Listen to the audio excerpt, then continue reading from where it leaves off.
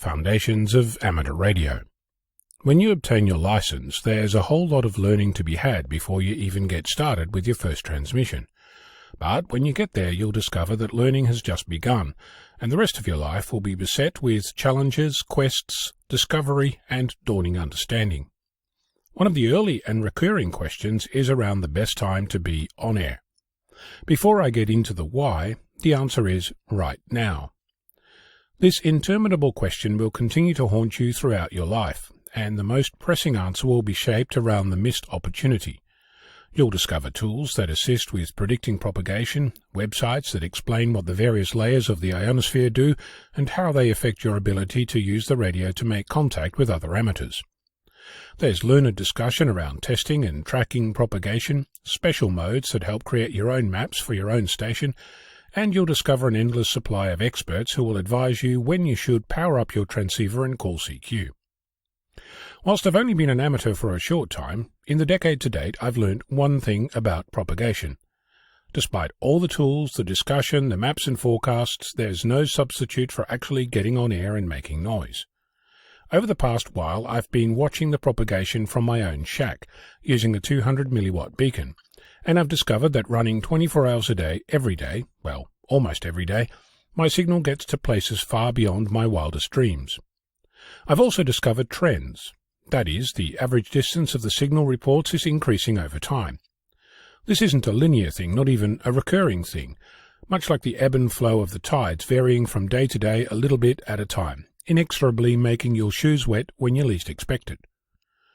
While to some extent we've tamed the prediction of the tides with complex and interrelated cycles discovered by using Fourier transforms, we're nowhere near achieving this level of sophistication for the ionosphere and its associated propagation. Just like predicting a specific wave is still beyond the capabilities of a tide table, predicting the ability of a radio wave to make it from your antenna to that of another amateur is beyond any tool we have today. Another way to look at predicting the complexity associated with the ionosphere is comparing it to weather forecasting. We have national forecasting bodies with millions of sensors, supercomputing cycles that dwarf most other research, a global network of satellite sensors, roughly a quarter of which have some form of Earth sensing capability, transmitting terabytes of data every day, and still we cannot determine where on Earth it's going to rain tomorrow.